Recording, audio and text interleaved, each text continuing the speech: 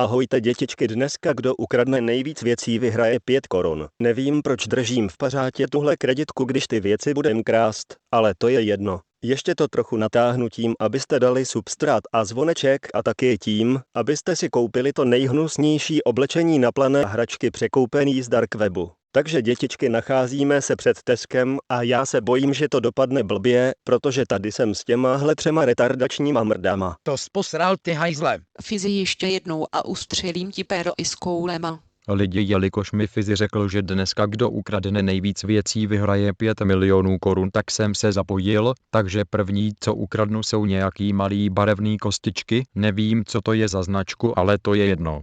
Ty kokote, vyprdlej, kolik si toho už ukradl. Víc než tvoje baba. Moje babička by toho ukradla víc než ty kunde. Dětičky, jelikož nechci být pozadu, tak ukradnu nějaký dráhy s čínskou kvalitou a nějaký autíčka.